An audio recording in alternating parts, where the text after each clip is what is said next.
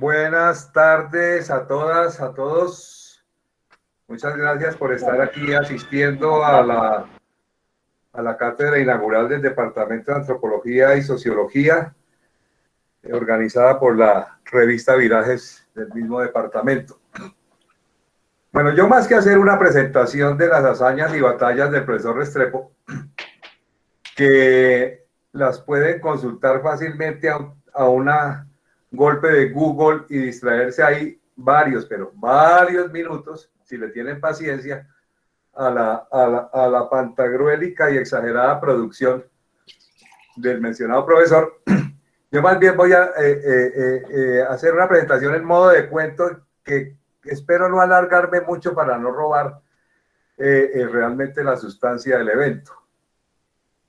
En el año 93 tuve la fortuna de recibir un apoyo del profesor Arturo Escobar para venir a hacer trabajo de campo de mi tesis doctoral. Y en uno de esos periplos resulté en Tumaco tratando de conversar con las organizaciones sociales y con los proyectos que estaban en curso. Hay que aclarar que mi tesis trata sobre la configuración del movimiento territorial y demás actores en el Pacífico. Y me encontré con el profesor Jorge Ignacio del Valle, director del proyecto Bosques de Guandal de la Universidad Nacional de Medellín, en el departamento de Nariño, en los bosques pantanosos de Guandal, bosques de un árbol maderero muy explotable. Y conversando me dice, sí, pero aquí hay otro antropólogo, aquí hay un estudiante de monografía de allá de Antioquia, y yo, qué bacano, ¿en dónde lo consigo? Me dice, el problema es que no lo consigue, el problema es que ese man no viene nunca, y cuando viene no hace más que quejarse y se vuelve a salir corriendo por allá, internarse por allá con las comunidades, por allá de Satinga. Ese man lo vemos muy poco. Y yo, pero ¿cómo lo hago para entrevistar? Pues sabe que no le sé decir. Pues finalmente pude conversar con el profesor Restrepo 3 años después, cuando a las volandas fui nombrado en el Instituto Colombiano de Antropología, y ahí sí me lo pude encontrar. Y empezamos una conversación pues que lleva ya a estas alturas 27 años con entradas y salidas.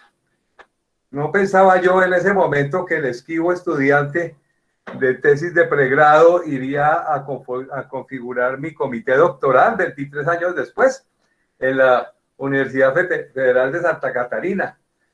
Nos encontramos en el ICANN y un día me dice Eduardo Pardito, como me ha dicho siempre, no sé por qué, pues es que yo soy un poquito más bajito que él, me dice, Pardito, ¿sabes que me pegué un caspazo? Como dice también Restrepo. Me dice este proyectico aquí para Colciencias y ¿por qué no lo presentas? Y yo lo presento, ¿cómo? No, presentarlo a ver qué pasa. Y ponerlo ahí a tu nombre y tal.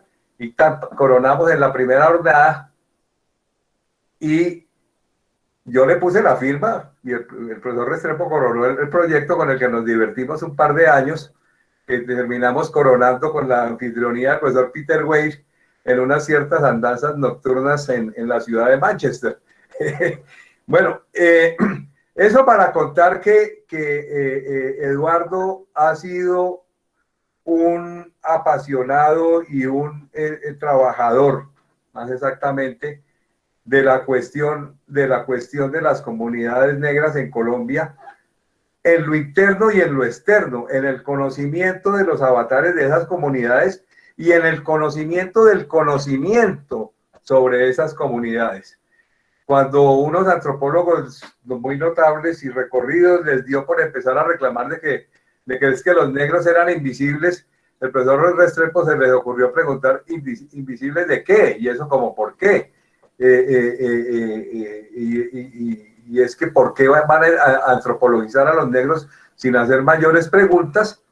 Y de ahí en adelante Eduardo ha estado trabajando sin cesar en distintos aspectos que van desde el recorrido del movimiento social con campo a lo largo y ancho del Pacífico, con trabajos en el Pacífico Sur, y luego le dedicó varios meses, años de campo a trabajo en el Atrato, con unas producciones muy interesantes para entender la génesis del movimiento negro, además de distintos artículos desde los enfoques de los estudios culturales críticos y sobre todo de la epistemología de ese conocimiento y de la manera como se inscribe en la geopolítica mundial del conocimiento. Yo no me alargo más, ustedes pueden averiguar todo lo que quieran de Restrepo en el internet. Ha sido profesor en cuanta parte, ha sido presidente de la Sociedad Latinoamericana de Antropología. Esa tesis que estaba haciendo allá internado en los bosques de Guandal se ganó el premio a la mejor tesis de pregrado, el premio Otto de Grace de Conciencias, y de en adelante el profesor no ha hecho más que no dejarnos, sino de a poquito a nosotros, que gana todo y publica en todas partes. Y bueno, entonces, sin más preámbulos, los dejo con Eduardo, que si hay alguien que puede opinar y expresar unos pensamientos sobre las poblaciones negras en Colombia, es precisamente el profesor Eduardo Restrepo. Bienvenido, Eduardo, y muchas gracias por aceptar la invitación. No, gracias, Pardito, y después de la presentación yo ya no tengo mucho que decir. Una presentación que tiene la gran fortuna de ser una presentación que está vinculada a la vida misma, a lo que hemos sido y a los años que hemos pasado en múltiples escenarios. Entonces, no, muchas gracias a vos, me encanta, y me encanta que haya quedado grabado esto. Voy a poner esto como las presentaciones oficiales del profesor Restrepo, esta es mejor que cualquiera. Entonces, pues no, muchas gracias a Pardito, a Alberto, a la revista, a la universidad, porque la última cátedra inaugural que yo di por allá en Manizales, a mí me tocó salir con guardaespaldas porque dije 2 o 3 cosas que no les gustan a los arqueólogos y todavía se acuerdan de eso. Yo creo que eso me parece maravilloso, poder estar otra vez acá y poder conversar sobre los estudios afrocolombianos. Entonces, pues, tengo un montón de cosas por decir, tal vez no alcance a plantearlas todas. La presentación que tengo acá, casi nunca hago PowerPoints, pero me pareció importante porque tenía unas imágenes y cosas así que tenía nostalgia por presentar. Entonces, pues, tiene como 3 componentes. Tiene un primer componente de cómo entiendo el campo de los estudios afrocolombianos, que eso es una discusión, y es muy importante que sea una discusión.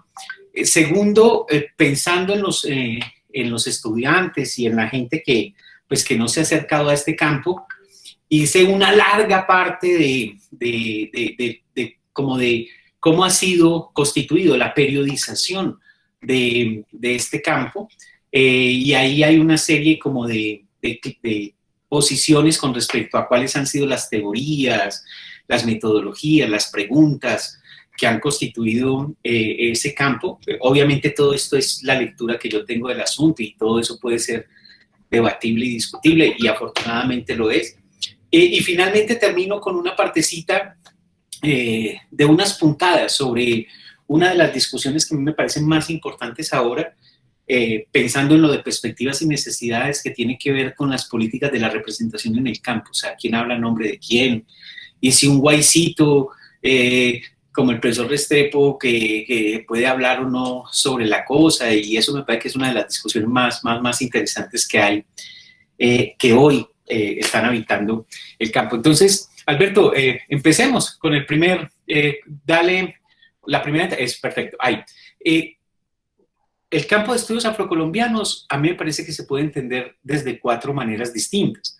Obviamente esas maneras no son excluyentes.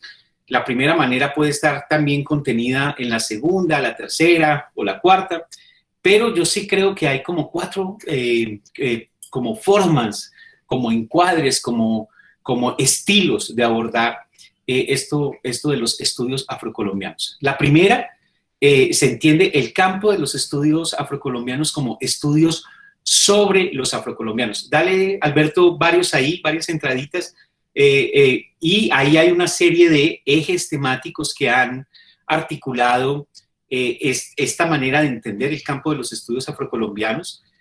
Primeramente, pues una de las temáticas fundamentales es toda la demografía de la trata y todo el asunto de África, de dónde vienen los esclavizados, que son, digamos, como el punto de partida de la diáspora.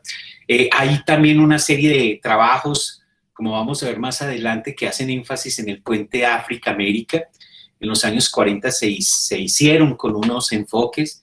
En los años 80, 90 se han hecho, desde los 80, 90 se han hecho con otro enfoque.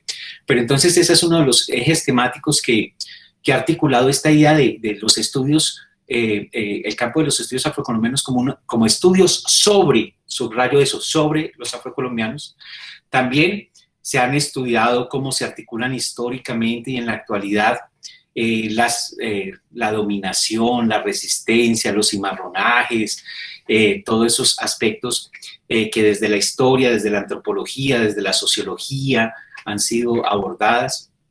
También se han estudiado mucho cuáles han sido los lugares, las regiones de los asentamientos nucleados, esos asentamientos donde hay más población negra, por ejemplo, el Pacífico colombiano o el Caribe o el Caribe insular, todas estas cosas, y algunas ciudades. Ahorita vamos a ver que el tema de las ciudades es algo que ha estado también ahí muy importante, en Cali, en Cartagena, etcétera, etcétera. Y también, pues, todo ha estado vinculado a eso de qué los caracteriza en términos sociales y culturales, cuáles son como las culturas o la cultura que definen eso. También ahí, pues sobre todo en los 90, ahorita vamos a ver lo de los movimientos políticos y las agencias han estado vinculadas ahí. Entonces, la primera manera de entender estudios afrocolombianos es estudios sobre los afrocolombianos. La segunda, dale, Alberto, gracias. Pues Alberto, la segunda es una cosa que a mí me parece importante diferenciar de la primera, aunque pues obviamente no son exclusivas, y es estudios sobre la afrocolombianidad o las improntas de negridad o de la diáspora en lo que nos constituyen como sociedad colombiana. Esto es, devuélvete un poquito, eso, exacto. Las herencias, digamos, las herencias e improntas corporalizadas, epistémicas, estéticas, que son de origen africano o resultado de las experiencias de los afrodescendientes, y eso pues obviamente no se circunscribe a los afrocolombianos. Por ejemplo, pensar el Carnaval de Barranquilla en clave de afrocolombianidad, o pensar ciertas, digamos, expresiones o manifestaciones culturales como improntas, herencias, marcaciones de hibridación o de mezcla, donde está lo afrocolombiano. Entonces, esta es una lectura más de pensar la afrocolombianidad como una dimensión que nos ayuda a entender lo que somos los colombianos. Entonces, esta segunda manera de entender el campo de los estudios afrocolombianos no se limita a estudiar la gente afrocolombiana y sus culturas o sus sociedades, sino cómo lo afrocolombiano que está vinculado o no a esa gente constituye lo que somos como colombianos, lo que somos como nación. Obviamente, ahí hay una serie de conversaciones y de discusiones pues que también pasan por las gentes, por las sociedades, por las culturas afrocolombianas, pero trascienden el asunto y es pensado más en clave de cómo los afrocolombianos y los que no son afrocolombianos, si podemos hablar en esos términos, están configurados por una serie de sistemas de diferencia, de relaciones, de mutua producción, etcétera, etcétera. Entonces aquí es sacar el asunto más de estudiar a una gente y pensar más unas problemáticas, unos asuntos que derivan y que nos convocan a todos. Esa es la segunda manera. Pasémoslo, por favor. Esta es una tercera manera que vuelvo sobre esto al final, que me parece muy interesante esta conversación, es entender el campo de estudios afrocolombianos como los estudios realizados desde los mismos afrocolombianos. Y aquí hay un debate pues no solamente epistémico, sino también político en términos de cómo pensamos, quién habla en nombre de quién, de si gente que no es afrocolombiana puede abordar estas temáticas o no, debería o no abordar estas temáticas.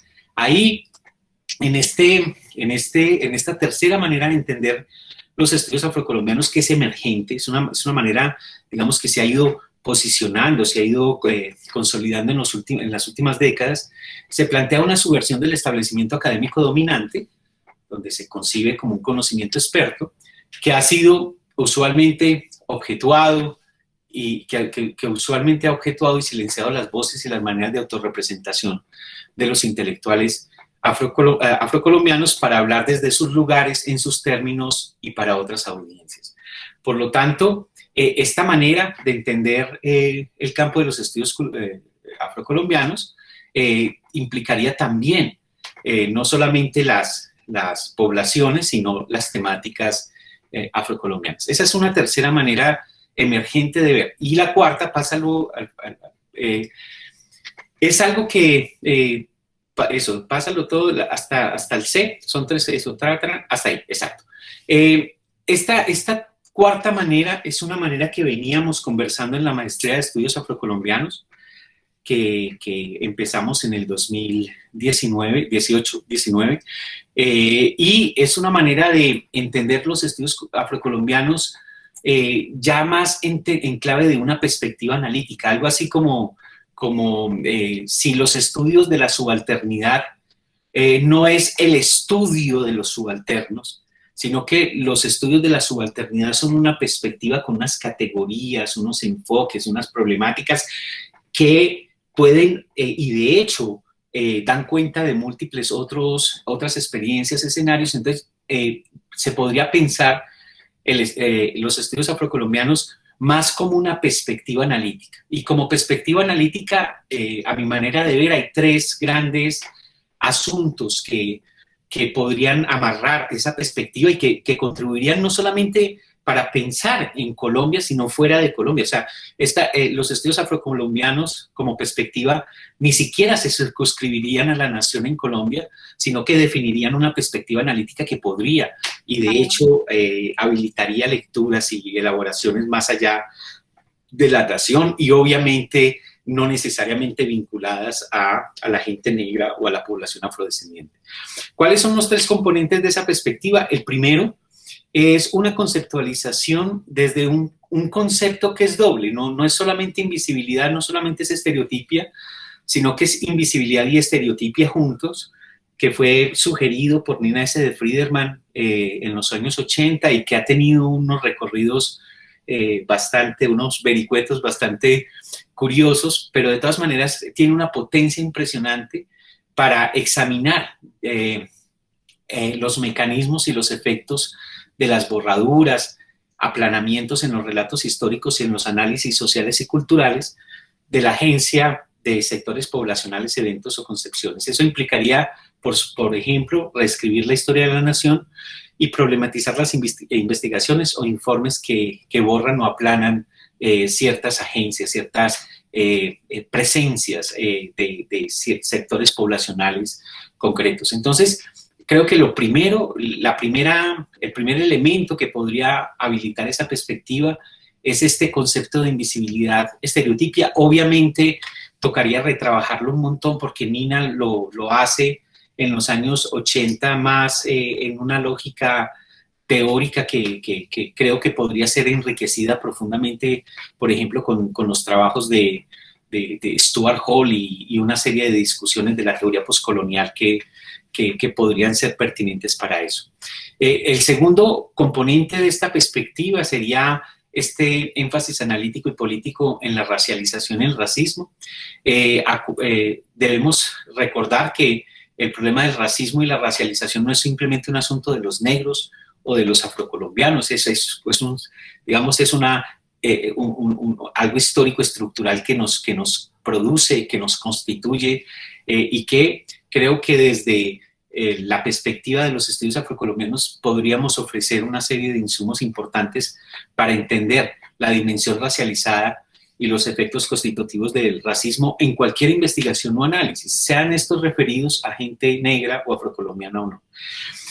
Y el tercer elemento es a propósito de lo del cimarronismo y el cimarronaje. Creo que ahí hay una serie de inspiraciones históricas para establecer unas propuestas teórico-conceptuales que podrían habilitar teorías más complejas de la resistencia o de la disidencia. O sea, me parece que ahí es una sospecha. Siento que ahí hay una beta importante para conceptualizar, para pensar las relaciones de poder y sobre todo aquellas disputas, aquellas luchas que interrumpen de manera simbólica o incluso física la dominación en este asunto del cimarronaje. Independientemente de que estos tres elementos sean o no relevantes para producir esta perspectiva, yo sí creo que los estudios afrocolombianos deben ser imaginados como una perspectiva analítica y política que trasciende el estudio de los afrocolombianos, que trasciende el estudio sobre lo afrocolombiano o desde los afrocolombianos y pensar más en clave, no sé, de teoría postcolonial o de estudios de la subalternidad, que son perspectivas analíticas o políticas concretas que iluminan experiencias, lugares, problemáticas que no necesariamente son vinculadas a la gente negra. Todo esto lo discutimos un montón en la maestría y creo que tiene bastante futuro y sería para decirlo de una vez, sería una de las perspectivas que podríamos traer en eso de una perspectiva, los estudios afrocolombianos como perspectiva para la discusión de las perspectivas de los estudios afrocolombianos. Bueno, pasemos ahí, ya me voy a meter a la periodización, puedes darle otro y otro, hasta ahí. Perfecto. Ustedes saben que las periodizaciones no son inocentes, no hay ninguna descripción inocente, no hay una periodización inocente. Entonces, cuando uno establece una periodización, en concreto, uno toma unas decisiones y tiene unos criterios específicos.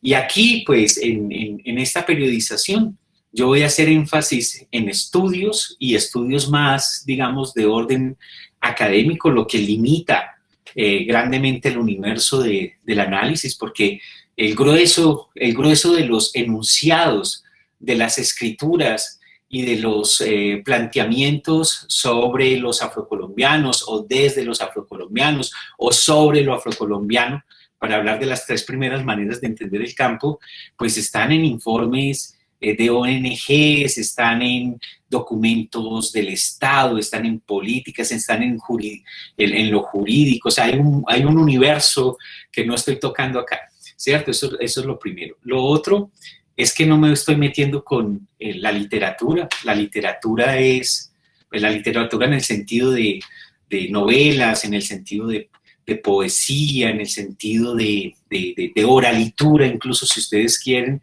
que eso haría un análisis mucho más, muy diferente del que estoy presentando ahora en la periodización. Entonces, para decírselos de manera abierta y diáfana, estoy haciendo una periodización muy academicesca, muy desde el establecimiento académico y muy en la lógica de ciencias sociales y cosas por el estilo. Ni siquiera me estoy metiendo por el lado de ingeniería forestal o por esos otros lados que de costado tocan estas problemáticas del campo de los estudios afrocolombianos. ¿Puedes darle la siguiente? Aquí hay un cuadro de síntesis de lo que voy a plantear en las siguientes diapositivas. Es una síntesis donde se ubican 4 periodos, 4 fases del campo de los estudios afrocolombianos. La primera fase la denomino los pioneros, aunque antes de hablar de los pioneros voy a hablar de las anterioridades, o sea, algo que a mi manera de ver no entra en el campo como tal, pero que es por lo menos un gran autor, Alonso de Sandoval, que es fundamental para muchas de las preguntas, sobre todo históricas, que se hacen sobre la gente negra, sobre la esclavización y sobre el periodo colonial. Entonces, en esta periodización, el primer periodo es de los pioneros y es de los años 50 a los 60. Ahí vamos a mirar algunos de los autores y de las preguntas y de las orientaciones teóricas que los ubican. Enseguida me voy a dedicar a eso. Lo segundo es la emergencia, algo así como el surgimiento, no emergencia en el sentido de ambulancia, sino emergencia en el sentido de nacimiento, de configuración, de constitución realmente de la cosa, y ahí planteo que eso se puede ver desde la segunda mitad de los 60 hasta mediados de los 80. Tercero, hablo de un periodo de consolidación, sobre todo desde finales de los 80 y toda la década de los 90. Ahí, como ustedes verán, la constitución política y el giro al multiculturalismo y todas las preocupaciones sobre el Pacífico, de las que hablaba Pardito cuando llegó por allá en el 93, de la biodiversidad, etcétera, etcétera, consolidan de manera muy fuerte el campo de los estudios afrocolombianos. Y hablo de un cuarto periodo, desde finales de los 90 hasta hoy, que llamamos eclosión. Ahí obviamente esta periodización es muy burda, porque pudiera dentro de eclosión establecer algunas diferencias importantes y algunas, digamos, ritmos de trabajos que se pueden diferenciar, sobre todo comienzos de los 2000 con todo este régimen de victimidad y todo el asunto de querer salvar a la gente de lo que podríamos estar discutiendo hoy. Entonces, ese es el mapa de lo que voy a hablar, y como les decía ahorita, voy a empezar por una cosa que no está en este cuadro que llamo anterioridades, y tiene que ver con un autor muy particular. Dale, Luis Alberto, por favor. Este es Alfonso de Sandoval, es un jesuita que fue, digamos, el maestro de Claver. Claver es el que se ganó, el que alcanzó la visibilidad por la santificación y toda esa carreta que echan sobre él.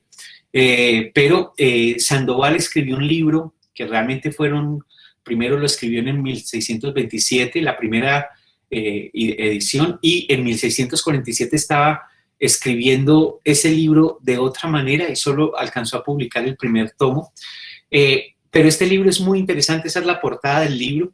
Se llama Naturaleza, Policía Sagrada y Profana, Costumbres y Ritos, Disciplina y Catecismo Evangélico de todos los etíopes. Esta edición fue publicada en 1956 por la colección una colección que sacaron a mediados de siglo de muchos libros por la Presidencia de la República.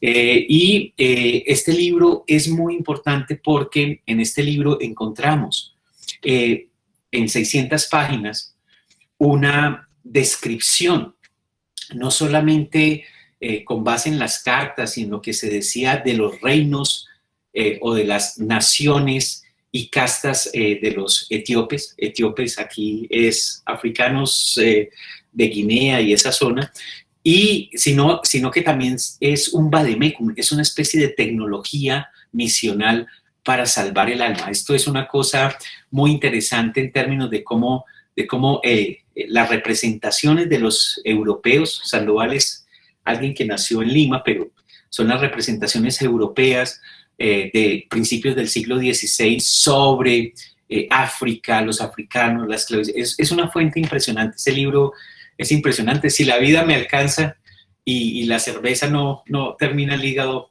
mío en Tumaco, estoy haciendo la transcripción y la edición de la edición de 1647, que es todavía más rica en la exploración de los imaginarios sociales de la época del siglo XVII, y que nunca, pues solamente se publicó en 1647 y nunca más volvió a aparecer.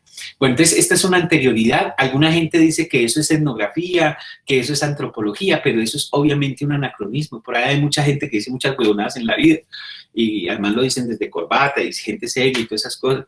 Pero esto es una elaboración, digamos, desde una tecnología de salvación del alma, está en clave de teología, en la ontología del ser. Esto es una fuente impresionante, más para entender a los europeos y sus fantasías, que para dar cuenta de lo que era África realmente, si algo puede ser eso, o los africanos o los esclavizados que llegaban al puerto. Entonces pasemos, eso, dale un poquito más, hasta eso, hasta ahí.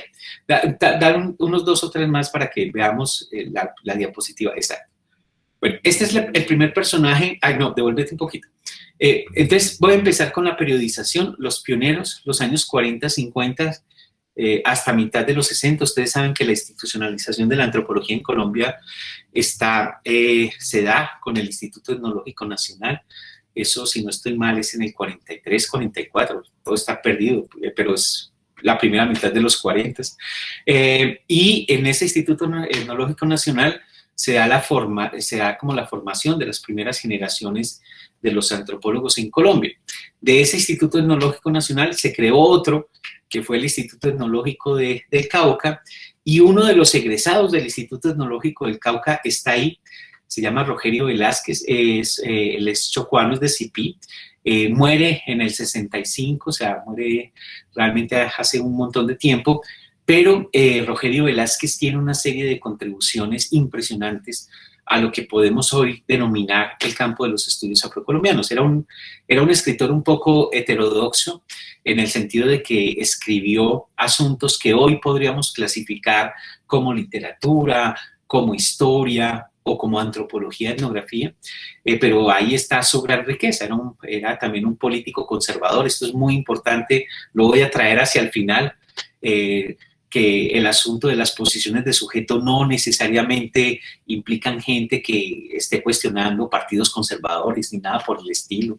Entonces, Rogerio Velázquez es, digamos, una de las primeras y más importantes figuras de la configuración del campo en los años 40, 50, la segunda mitad de los 40, principios de los 50, y él es una de las 4 grandes figuras de pioneros de este campo. Dale más para adelante, por favor. El otro, dale al que eso. Otro más. El otro, hasta ahí. El otro, digamos, pionero de los estudios afrocolombianos, este sí se formó en el Instituto Etnológico Nacional. Este es de la segunda cohorte del Instituto Etnológico Nacional. Pues después estuvo por allá en Estados Unidos, hizo una especialización, creo, porque él estudió después sociología en la Nacional. Es Aquiles Escalante, este es del Caribe, de Baranoa Atlántico, y él escribió la primera etnografía de Palenque de San Basilio, la escribe Aquiles Escalante, la escribe en el 57, sale en una revística del Instituto Etnológico del Atlántico, y la foto que está al otro lado es la primera edición de un libro muy importante que se llama El Negro en Colombia, que es resultado precisamente de haber estado en Estados Unidos en los archivos y de ser influido de alguna manera por Hercovitz, que es un autor que vamos a ver un poquito más adelante, pero ese libro es claro, es un libro, si no estoy mal, es del 67, del 69, esa publicación, y se basa en su tesis de la Nacional y se basa en los trabajos que hace allá en Estados Unidos. Vamos para adelante. Bueno, el otro, dale más hasta que aparezca la imagen. Eso, exacto. El otro, digamos, pionero en los años 50, 40, 50, es un padre que se llamaba José Rafael Arboleda. Él hizo, esta es la portada de su tesis de maestría en una universidad estadounidense, dirigido por Hercovitz, por ese personaje que es como uno de los inspiradores centrales de la afroamericanística de los años 40, 50 en estos trabajos. Y el título es La etnohistoria del negro colombiano. Ese es el vocabulario de la época. Después podemos discutir sobre los vocabularios y sobre de si eso está mal o está bien o qué cosas, pero de todas maneras debemos tener presente que Rafael Arboleda escribe esta tesis de maestría y publica en 1954, si no estoy mal, un primer artículo que sale en la revista Javeriana, que sale sobre algo así como problemáticas de las investigaciones de estudios afrocolombianos, que hay otro que sale en el segundo volumen de la revista colombiana de antropología por el siguiente personaje que vamos a ver, que es Thomas Price, que es muy parecido al título. Vamos a ver, pasemos para que avancemos. Este es Thomas Price, este es la tesis de la disertación de 1955, Los Santos y los Espíritus, un estudio de la aculturación diferencial en las comunidades negras colombianas. Obviamente la noción de comunidades negras no es la de los años 80, de la de los años 90, pero bueno, de todas maneras, esta disertación, él contrasta una población cerca a Cartagena, el Manzanillo, con Tumaco, y lo que él viene a hacer es una pesquisa de qué tanto se había conservado de lo que Hercóvis denominaba esas herencias o esos rasgos de africanidad en América, ¿sí? Entonces, este fue dirigido directamente por Hercóvis. Listo. Sigamos. Otro de los pioneros, este ya es un geógrafo, se llama Robert West. Esta es la traducción del 2000 hecha por Claudia Leal de su libro publicado en el 57, que se llama Las tierras bajas del Pacífico colombiano. Esta es una tesis en geografía que no es simplemente geografía física, sino que incluye muchos elementos de geografía humana y toma las tierras bajas de Colombia desde el norte del Ecuador hasta Panamá y lo piensa desde el concepto de área cultural y lo piensa en clave, digamos, de cómo interactúan los diferentes ecosistemas, entornos, geografías con las historias de la esclavización y de la libertad de esta gente negra. Y es muy, muy interesante, es una fuente impresionante porque le metió mucho al archivo el Robert West. Es más, tiene un librito sobre la minería en Colombia también, muy, muy desde el archivo. Bueno, entonces sigamos. Dale hasta el final, hasta ahí. No, un poquito de vuelta. Entonces, hablamos de los pioneros. ¿Y cuáles son los pioneros? Los pioneros son Rogerio Velázquez, Aquiles Escalante, el Robert West y el padre Arboleda y Thomas Price. Son como los autores que uno encuentra en los años 50 haciendo trabajos sobre esto. En historia se habían hecho un par de trabajos sobre la esclavitud, uno en los años 30 y algunos por allá en los años 40, pero esto, digamos, es como los textos que hoy leemos y tenemos incorporados en la tradición, en esa idea de tradición del campo de estudios afrocolombianos. El segundo periodo, aquí voy más rápido, es el de la emergencia ya del campo. El campo se consolida como tal. Recuerden que en los años 60 se crean los departamentos de antropología, algunos departamentos de historia. Es como el momento en Colombia de la departamentalización de las ciencias sociales, por llamarlo de alguna manera, y con esa departamentalización de las ciencias sociales, pues empiezan a hacerse una serie de investigaciones y de trabajos desde la historia, desde la antropología, desde la geografía, desde diferentes costados que van a contribuir en la configuración de este campo. El primero que menciono es también un gringo, William Sharp, que hizo su tesis doctoral en el Chocó. Es alguien que ha trabajado, pues que trabajó fuertemente en las lógicas de las cuadrillas, en los métodos de extracción minera y en cómo eso constituía una particular manera del sistema esclavista en las Américas. También aquí puse varios autores que trabajaron mucho sobre demografía histórica. Jorge Palacios tiene un libro precioso que da cuenta de la demografía histórica de los esclavizados. Tal vez es la contribución más sólida que todavía muchos seguimos revisitando. Nicolás del Castillo, Paul Pavy, trabajan mucho esa temática. Además, pues tenemos esa gran figura de la historia en Colombia, Jaime Jaramillo Uribe. Él trabajó mucho ese asunto de la esclavización, y Germán Colmenares, pues que sobre todo en los años 80 constituye una escuela en la Universidad del Valle que va a ser muy importante. De ahí van a salir varios de los historiadores que después hacen contribuciones muy fuertes en el campo, como Óscar Almario, como Mario Diego Romero, y ahí también entra Pacho Zuluaga a trabajar con Germán Colmenares. Entonces se arma una escuela muy importante de historia en la Universidad del Valle que hacen una serie de contribuciones desde la perspectiva de Germán, que era más de un trabajo más de análisis, de historia social y esas cosas. Bueno, vamos para adelante porque no nos podemos citar más, eso. Bueno, digamos que en la emergencia no podemos dejar de mencionar a Nina S. de Friedman.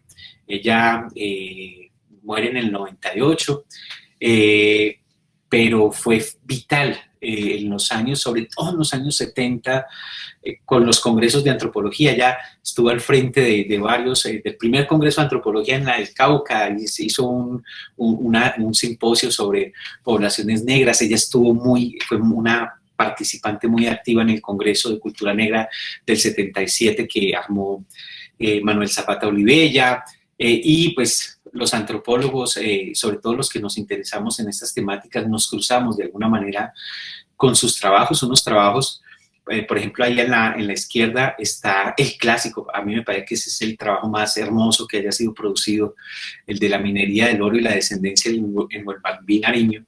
Es impresionante ese trabajo, y es un trabajo muy interesante porque es publicado en el 74, pero deriva de una investigación que empieza en el 68, y si ustedes leen esa Nina S. de Friedman, es muy distinta de la que después empieza con lo de Huellas de Africanito, que eso es una calentura que le entra por el lado de Jaime y por el lado de Adriana, pero ella es implacable en términos etnográficos en esa época. También trabajó mucho en Palenque de San Basilio. Es más, yo diría, la imaginación que tenemos, o sea, Palenque es un producto de la imaginación antropológica también, y en esa imaginación antropológica Nina S. de Friedman tiene un lugar central. Fue la editora y jaló en el último periodo de su vida, desde el 92 hasta el 98, esta revista. La primera salió en el 93, América Negra, que eso se hizo en el contexto del Instituto de Genética Humana de la Universidad Javeriana. Cosas muy interesantes, muy discutibles. Hay un gran debate sobre cómo estaban sacándole sangre a los indios para después llevar eso a laboratorios gringos. Eso fue un debate que dio muelas en el Senado, y eso es una cosa importante. También ver cómo los antropólogos operamos en ciertos ensamblajes muy particulares. Bueno, pues Nina es una figura importante, y es una figura que, si ustedes ven, en el 68 está pensando con una clave teórica muy distinta al 93. Hay una tesis en la Universidad del Rosario escrita por Pedro Velandia, donde él hace un análisis histórico con una densidad de lo que es Nina en términos de su conceptualización, y de cómo hay quiebres muy importantes en su elaboración. Los autores no son esas linealidades tersas que mucha gente quiere presentar. Vamos para adelante, porque me estoy demorando demasiado en esto. Yo me engolosino con todas estas cosas. En la emergencia, pues por supuesto este autor es importante. Él hizo su doctorado ahí en Chapel Hill, en Carolina del Norte. Trabajó mucho en el Ecuador, en la parte de Esmeraldas, en San Lorenzo en particular fue su trabajo etnográfico. Y este es un libro que se hace a partir de su tesis doctoral, que se llama Los Pioneros Negros, la cultura afro-latinoamericana de Ecuador y Colombia. Él está pensando como una unidad de análisis el sur de Colombia, desde Buenaventura, y el norte de Ecuador, la parte de Esmeraldas, como una unidad. Además es una unidad histórico-ecológica, porque todas estas poblaciones derivan de los esclavizados de Barbacoas y tienen unas particularidades muy...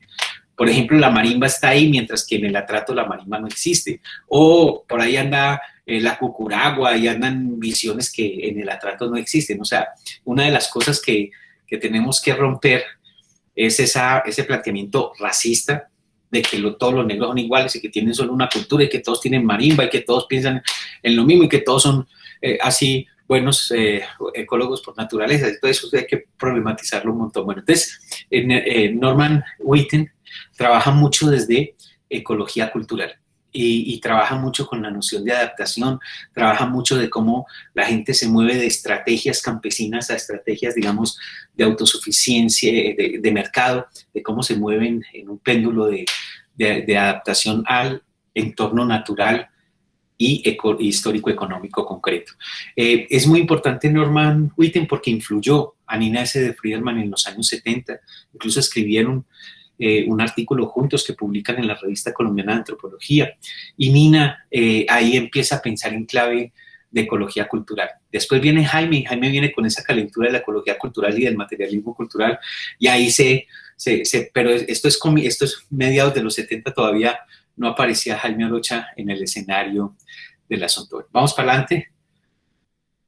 En ese momento nos encontramos en la emergencia, nos encontramos con trabajos desde una perspectiva crítica muy concreta, también desde el marxismo. Aquí hay por ejemplo, el de la derecha, es un libro que se llama Esclavitud y Libertad en el Valle del Río Cauca, es maravilloso. Está firmado por un seudónimo, Mateo Mina, pero fue escrito por Michael Taussig, y es digamos, un libro que muestra todas las dinámicas de la economía política, de la historia del despojo en el norte del Cauca y el sur del Valle del Cauca, es como el área geográfica del río Cauca. Al lado, en la mitad, está una de las tesis de antropología que se convirtió en libro, es una tesis del 78, explotación de minas y mineros. Obviamente ahí sí se pensaba en desigualdad y todo eso, no era el culturalismo que viene en los años 80 y 90, estos pelados que nadie no pensaban en cultura, culturalitis, diversidad, no, esto aquí es clase social, explotación, era un lenguaje muy distinto del que se impone como sentido común hoy. Y hay un texto de Aquiles Escalante que es clave también, es sobre la Chocó Pacífico, una de las grandes, digamos, empresas estadounidenses que estuvieron en el río San Juan y explotaron ese río, incluso crearon un enclave con moneda, traían el agua y la comida de Estados Unidos. Es una historia muy particular la que está ahí. Entonces, en ese momento de emergencia, pues hay también lecturas más desde la perspectiva, digamos, crítica, marxista, que imperaba en esos años. Vamos para adelante. Aquí, pues sí, exacto. Aquí también podemos ver lecturas digamos, muy endógenas. Aquí es donde las primeras andanzas del Pardito por allá en el Chocó tienen que ver con esta conversación, que ahí está la foto de William Villa. Yo creo que es como la figura que aglutina y que consolida esa conversación, que es una conversación donde se vinculan elementos de economía política. Hay algunos del marxismo, pero no es marxismo más convencional como el que vimos antes, y se recogen asuntos de ecología cultural y de historia, sobre todo la pregunta que trabajan mucho, no solamente son pues los modos de producción concretos de los campesinos negros del Pacífico, sino los procesos de poblamiento, cómo llegan a ese tipo de formación, de racionalidad, de lógica de producción que implica un conocimiento y aprovechamiento múltiple del entorno, y todo eso en una dimensión muy, digamos, muy de la ecología, de la agrología, de la economía y de la historia y la antropología. William Villa está ahí, pero también Cuca, Beatriz Valencia, Mónica Restrepo, que fue una de sus estudiantes. Realmente ella entra después en el escenario, y bueno, ella fue importante por otras cosas, pues no vamos a echar esos chismes ahora. Listo. Bueno, aquí tenemos el asunto de, Trin, de la emergencia de los años 80, sobre todo al final. Esto es mediados de los años 80. Esto no es tanto hacia los 60, sino tanto más hacia los 80. Y estas dos publicaciones, la de Obligados es de los 90 y la de África en Antioquia es de ahora, pero es digamos, una de las perspectivas que se constituyen, a diferencia del enfoque afroamericanista de Herkovich de los años 40. Aquí hay una relectura de ese enfoque en clave de Gregory Bateson y de Marvin Harris, sobre todo hecha por Jaime Arocha, y se da una lectura, digamos, de un enfoque que se puede llamar el enfoque afrogenético. Ellos le ponen ese nombre, o sea, no es culpa mía que lo llamen afrogenético, y es una preocupación por huellas de africanía. Ahí es como el último momento del trabajo de Nina S. de Frieder. Ve, aquí, dale. Sí, dale otro, sí. Bueno, aquí hay, digamos, en esto de la emergencia, a finales de los 80, empiezan a llegar y a trabajar una serie de autores que después van a hacer sus publicaciones en los 90 o incluso esta de la trama es traducida hacia el 2006, aunque es su tesis doctoral en, en Francia, creo que eso es del 98, 99, la tesis de ella, o del 90, bueno, es en los años 90. Digamos que hay afrocolombianistas que hoy son bastante visibles en el campo de estudios afrocolombianos. Aquí ya habíamos hablado de Mateo Mina, de Michael Taussig. Este libro es un libro del 87 en inglés, se llama Chamanismo, Colombianismo y el Hombre Salvaje. Ahí se trabajan materiales del Putumayo, pero también materiales del Valle del Cauca, del norte del Cauca. Hay algunos elementos de la costa pacífica caucana.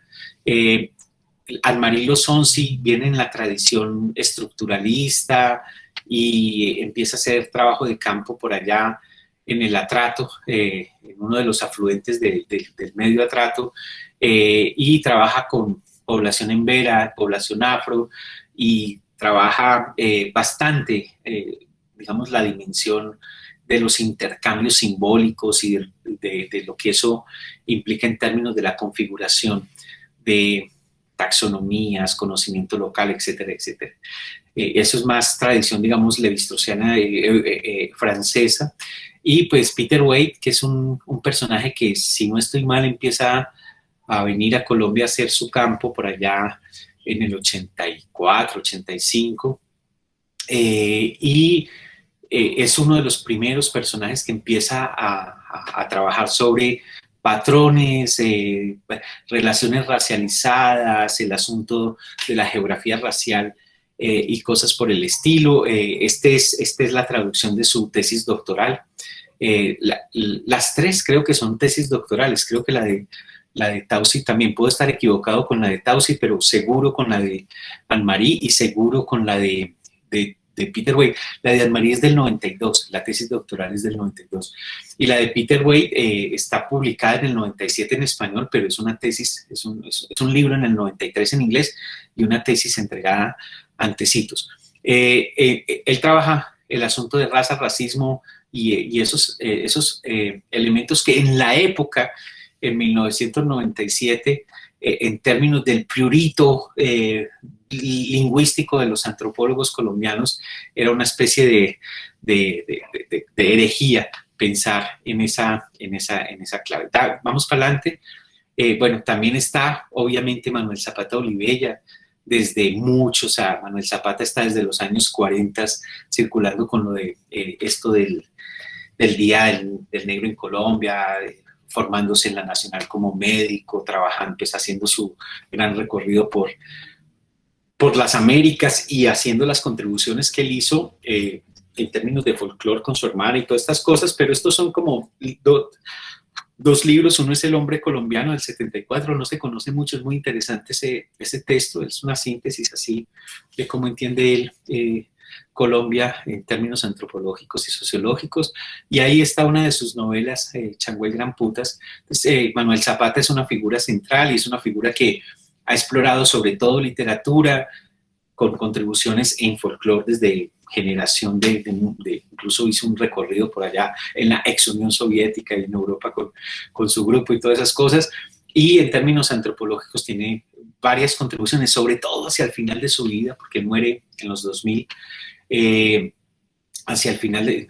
Sí, en los 2000, 2003 tal vez, hacia el final de su vida produce más material, digamos, vinculado con lo que nosotros veríamos más sociológico, más antropológico, más análisis en ese sentido. Pero este libro del hombre colombiano es del 74 y él trabajó muchas cosas por ahí. Bueno, vamos para adelante. Listo. Digamos que el tercer momento es los 90. Y este tercer momento, pues lo llamamos consolidación y tiene como varias cosas que entran a definir ese momento. Primero, es lo de la Constitución Política del 91, obviamente no la del 86, la del 91, con lo que fue el artículo transitorio 55, que se colocó casi que cerrando el periodo de la constituyente, casi queda por fuera, que derivó en 1993 en la Ley 70. Esto tiene unos efectos impresionantes. O sea, creo que una de las cosas más interesantes de la Ley 70 es menos lo que dice el texto y más los efectos que produce en el mundo ese texto, y efectos además muy heterogéneos y contradictorios. En la consolidación tiene entonces que ver con eso, tiene que ver con el giro al multiculturalismo, pues la Constitución es una expresión del giro al multiculturalismo, tiene que ver con otra cosa, y es que para el Pacífico colombiano, este relato, esta narrativa, este discurso que nace, que se cristaliza en el 91 con la Convención de Río de Janeiro, se posiciona con el Proyecto Biopacífico. Ahí está el logo del Proyecto Biopacífico. Y en los años 90 hubo algo que una amiga del Pardito y una amiga mía, Manuela Álvarez, llamaba etnoboom en uno de sus textos, donde el Pacífico colombiano se posiciona como una cosa central. Ustedes no se imaginan el montón de congresos, el montón de jornadas, el montón de eventos, el montón de tropeles que se dieron durante los 90, y eso pues está muy atravesado por una serie de, digamos, de imaginarios teóricos y de estrategias incluso políticas que son fundamentales en la configuración del campo. ¿Le das para adelante, por favor? La siguiente, sí, tin. Estos son una muestra de libros o de contribuciones que se hicieron en ese, digamos, en ese marco. En ese marco, pues entonces está este libro, que fue precisamente el libro resultado del proyecto del profesor Escobar, donde invitan al profesor Pardo para que venga a hacer su campo, o una parte de su campo en ese contexto. Ese es Pacífico, Desarrollo y Diversidad. Es un libro publicado en el 96, editado por Arturo Escobar y Álvaro Pedrosa. Aquí está el libro que editó y que coordinó y que jaló el profesor Mauricio Pardo, que se llama Acción Colectiva, Estado y Etnicidad en el Pacífico Colombiano. Ahí ustedes pueden apreciar el tipo de discusiones, la gente que estaba trabajando en ese momento ese tipo de cosas. Y aquí traje dos colombianistas, pues dos personas de afuera el Ulrich Oslender fue muy activo, digamos, en un momento en los 90 y escribió este libro, que este libro es el resultado de su disertación doctoral, Comunidades Negras y el Espacio en el Pacífico Colombiano. Él trabajó en Guapi. También Carlos Agudelo, me pude haber puesto ahí el de Carlos Agudelo también, que es alguien que viene de Francia, aunque él es colombiano y hace estas cosas. Y está el libro de Odile Hoffman, que trabajó más en el sur, y que trabajó más en un proyecto que vinculaba al Instituto Colombiano de Antropología, a Orston, así se llamaba en ese momento, un instituto francés, ahora se llama IRD, si no estoy mal, y la Universidad del Valle. Ese proyecto fue liderado por Fernando Urrea, que ha sido, hay que decirlo, una de las figuras más importantes en el campo, y por Michel Ayer, un antropólogo francés. Listo. Pongamos, ¿qué se trabajaba aquí como en este periodo? Varias cosas, varias temáticas. Aquí reuní un montón de estudios, porque en esa consolidación aparecieron tesis, aparecieron artículos, libros y todo eso. Entonces, como aquí haciendo como una especie de balance, por un lado veo que se hizo un montón de estudios sobre los procesos y los modelos de poblamiento de los ríos y líneas costeras del Pacífico colombiano. Ahí estoy pensando, por ejemplo, en el texto clásico de Jacques April, se llama Poblamiento y Poblados del Pacífico colombiano, algo así, es azulito del 93, publicado por la Universidad del Valle. Pues ahí está Odile Hoffman, ya vemos el libro el libro es del 2006, si no estoy mal. Mosquera, aquí estoy pensando en Gilma Mosquera, que es arquitecta, profesora de la Universidad del Valle, ahora ya debe estar, ay, ¿cómo le llama uno cuando lo sacan ya por viejo? Pensionada de la Universidad del Valle, que era compañera de Jacques April y que trabajaron juntos un montón de asuntos sobre modelos de poblamiento, procesos de poblamiento, las poblados, las casas, todo eso. Aquí está también el trabajo de Mario Diego Romero, es el trabajo clásico de él, de 1995, y Francisco Zuluaga. Entonces, podemos ver que durante la consolidación, eso está centrado en el Pacífico colombiano, en esas temáticas. También hay un montón de trabajos sobre territorios de las comunidades negras, algunas de ellos asociadas con la identidad cultural o con asuntos ambientales. El trabajo de Oscar Almario, de Juana Camacho y de Carlos Tapia, de Clara Llanos, otra vez Odile Hoffman, Oslender, Enrique Sánchez, que fue fundamental en el proyecto Biopacífico, y Patricia Vargas desde el ICANN, primero con un equipo donde estuvo Germán Ferro también. Bueno, pasemos a la siguiente. Listo. Otra de las líneas fundamentales es movimiento social y proceso organizativo.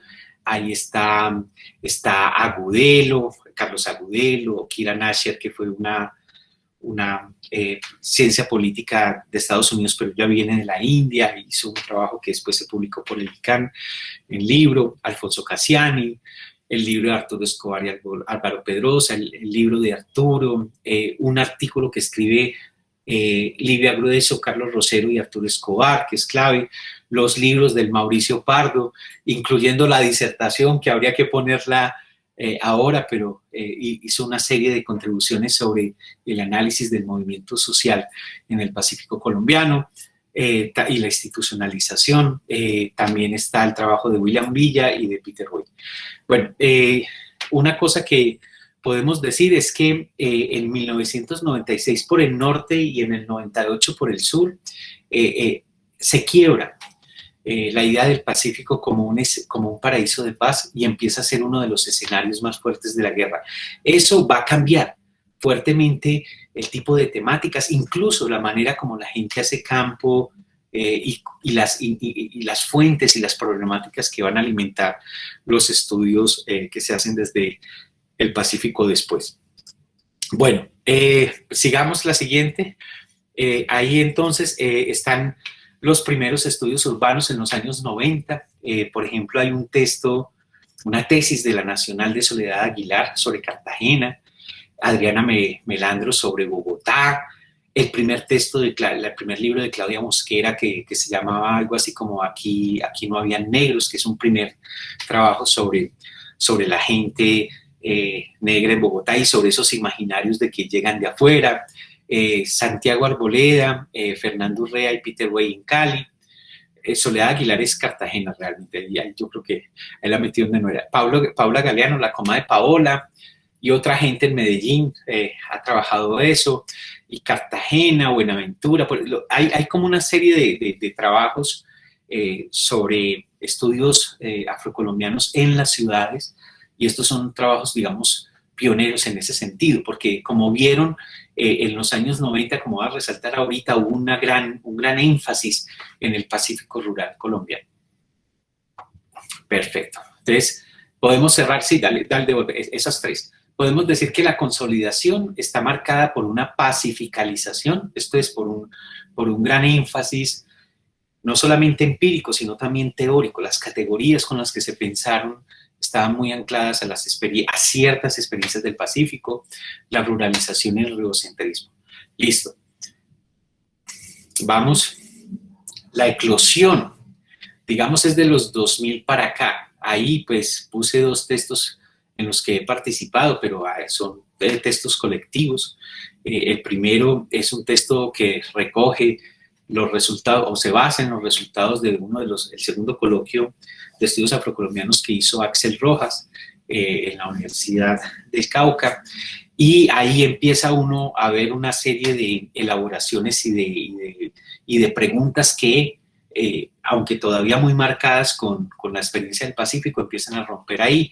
Puse también uno de estudios de genómica que se hizo con Peter Wade y otra gente, donde se empiezan a pensar el asunto de la racialización de la nación desde estos discursos expertos de la ciencia de verdad, de los de bata blanca que nadie cuestiona y que se imaginan el universo desde el laboratorio y que piensan que no pueden ser cuestionados como por eso. Entonces ahí también hay otra serie de trabajos vinculados a estudios de ciencia y tecnología y cosas por el estilo. Vamos para abajo. Eso aquí son digamos, readers, son compilaciones de trabajos. De Rutas de Libertad fue hecho desde el Ministerio de Cultura, fue editado por Roberto Burgos Cantor, y ahí contribuyeron muchos autores desde muchas perspectivas. Aquí, este otro libro que edita Claudia Mosquera, Mauricio Pardo y Odile Hoffman, es uno de los primeros libros que pues, se basa en uno de los congresos que se hizo, si no estoy mal, es el de Cartagena, el que se hizo en Cartagena, y aquí empiezan a circular otras voces, empiezan otras problemáticas. Por ejemplo, aquí ya aparece la noción de afrodescendiente, que es de los 2000, y aparece todo el asunto de la problemática de la reparación, acciones afirmativas, una serie de temáticas que voy a mencionar más adelante y que van, digamos, moviendo el terreno y las preguntas, incluso los enfoques teóricos y las articulaciones políticas del campo en otras direcciones. Listo, vamos para adelante. Exacto.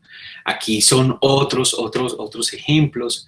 Por ejemplo, tenemos estos tres libros donde la pregunta por la racialización, el racismo y las acciones afirmativas se ponen al centro de la discusión. En los años 80, 90 pensábamos más desde grupos étnicos, más una perspectiva culturalista, y cuando se abordaba eso que hoy se piensa en clave de racismo, de discriminación racial, se hablaba más en clave de clase social o de discriminación, de desigualdad social.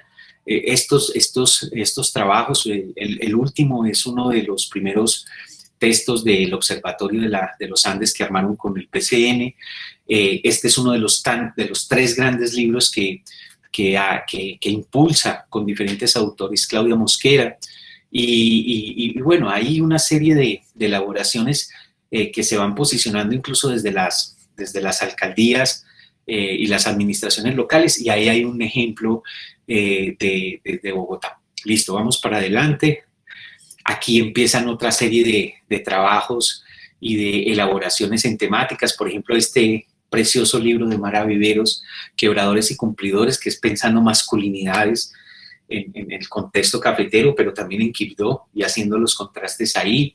Aquí pues puse uno de los libros, el de Natalia Santiesteban, que es resultado de su maestría en la maestría de estudios de género, y que está escrito en primera persona y que piensa el asunto de ser mujer negra en Bogotá, pero ser mujer negra en Bogotá desde una clase media, no desde ser desplazada y esos estereotipos, digamos, que cierran la cosa. Y aquí hay una foto de Ochi Curiel con su libro la nación heterosexual, que pues como muchos de ustedes pueden saber es una voz muy importante en el feminismo negro decolonial, y participa, pues ha estado como haciendo contribuciones, al igual que Mara y otra gente, en implosionar ciertos sentidos comunes del campo de estudios afrocolombianos. Vamos para adelante.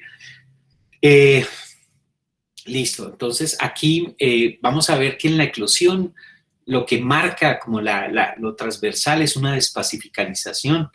Empiezan a tener centralidad temáticas como racialización y discriminación racial y racismo, la acción afirmativa, sobre todo a comienzos de los 2000, fue una discusión muy importante, temáticas como masculinidades y corporalidades, como vimos en el texto de Mara y otra gente. Fernando Urrea también ha hecho contribuciones en esa dirección, incluso con sexualidades no heteronormativas. Bueno, y se empezó a trabajar mucho, mucho desde zonas por fuera del Pacífico colombiano, tanto que yo pienso que el Pacífico colombiano ahora ha sido marginalizado, digamos, en términos de estudios empíricos, aunque en el imaginario de lo que es ser afrocolombiano, negro, comunidad negra, sigue siendo muy pacificalizado, incluso en términos de políticas públicas, incluso en términos de las perspectivas, que más al final lo voy a decir oralmente porque no lo alcancé a poner ahí. Hay como 3 o 4 grandes corrientes que puede uno ver en el campo hoy. Entonces está eso, está lo urbano, ya los estudios urbanos son muy, muy importantes. Preguntas sobre la visibilidad estadística, ahí nuevamente debemos traer el nombre de Fernando Urrea, que ha sido, junto con su equipo ahí en la Universidad del Valle, uno de los jaladores de todo ese trabajo de pensar más estadísticamente, más desde la demografía, más desde las estadísticas, lo que significa asuntos de desigualdad social, de racismo, etcétera, etcétera. Listo, vamos más para adelante. Listo. Ahora podemos decir que ¿qué caracteriza un poquito esta eclosión? Es que las vertientes teóricas y los campos que confluyen son muy distintos. Hasta los años 90 estábamos a lo máximo con el interpretativismo, hasta comienzos de los años 90, era fundamentalmente estructural funcionalismo, marxismo, algo de ecología cultural, pero de los 90 para acá, pero sobre todo en los 2000, uno puede ver cómo entran los estudios culturales, sobre todo Stuart Hall, y no solamente es un rayón mío, sino un rayón de varias personas, lo ha retomado mucho, las teorías críticas de la raza, el postestructuralismo, estudios de la subalternidad. Por ejemplo, el trabajo de Alfonso Múnera de los 90 es clave en ese sentido, pues que empieza en los 90, pero hasta ahora. Teoría postcolonial, estudio de género, teoría giro de colonial, todo eso está alimentando estos estudios. Bueno,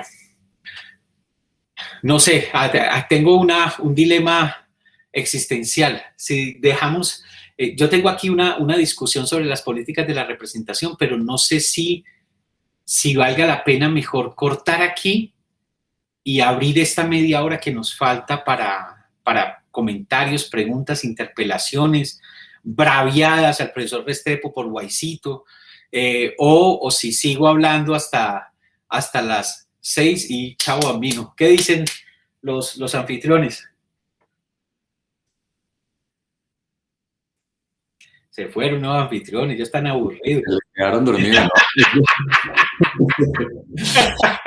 Está buenísimo. Yo estoy feliz poniéndole cuidado, mano. Usted escoja. También no sé, a mí me gustaría más oír a la gente.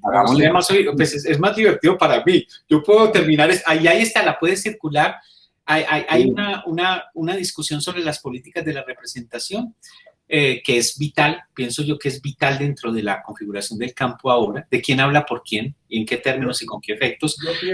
Yo pienso, Lucho y Eduardo, que abramos el micrófono, abramos a la gente, y si hay materia, seguimos con la interlocución con el público. Si el público no se avispa, pues el profesor Restrepo vuelve y la monta. Yo sigo hablando, aquí yo puedo hablar 40 horas, eso mejor dicho, el profesor Restrepo habla por los codos. Entonces, y además puede ir enlazando los temas de acuerdo a las preguntas que se vayan haciendo. Vale. ¿Cuántas manos se alzaron? Veo, no veo una, a las 2. ¿Quién dijo yo? ¿Aló? ¿Hello? Los muchachos durmieron, se fueron, se pusieron la cámara. ¿Hay gente detrás de todos esos avatares y hay gente viva? María Fernando Hurtado pide la palabra. Hola, un gusto. Hola María Fernanda, ¿cómo estás? Muy bien, muchas gracias, ha estado muy interesante todo lo que nos has expuesto aquí. Pues quería comentarte, hacerte 2 preguntas. Primero que todo, me parece muy interesante la periodización que nos comentas de los años 90. Y pues a mí me gustaría, ahí ya dices que hay una emergencia como desorbitante en los productos investigativos, etnográficos y teóricos y bueno, toda esta onda de la academia, ¿sí? Pero me gustaría conocer la parte política y afuera en las calles, que sabemos que estaba sucediendo antes del proceso de la Constitución del 91, pues luchas de varias personas, de varios actores que históricamente los habían desterrado como de sus derechos y que precisamente encontraron allí la Constitución del 91 para eso, y como los antropólogos, antropólogas que, bueno, tienen todas estas reflexiones teóricas, estaban articulándose en la política, qué estaban haciendo y eso supongo yo que trae diferencias y transformaciones a las reflexiones. Entonces ahí me gustaría, pues si nos puedes comentar, y también hablando ya de estos momentos como antropóloga joven de la Universidad de Caldas y como reflexionando en tantas cosas que pasan hoy en día y entre esas como esta modernización y las herramientas tecnológicas que nos traen, poder compartir la antropología de diferentes maneras y poder como cambiar un poco de chip o pensarnos qué va a ser de la antropología. ¿Tú qué nos recomendarías a nosotros, nosotras las antropólogas jóvenes y con estas herramientas nuevas? Y lo mismo, yo creo que se podría hablar de las representaciones, que eso es un tema que está ahora muy fulgurante entre, bueno, las discusiones que se dan y por qué vamos a hablar nosotros o por qué los antropólogos existen, ya para ponernos un poco tristes. Entonces, esas dos como... Perfecto, vale. Muchas gracias. No, gracias a ti. No sé, Luis Alberto, ¿recogemos varias o me voy uno a uno? ¿Cómo es? Recojamos unas 3 vale, y así tienes, te puedes explayar. Edgar José, continúa.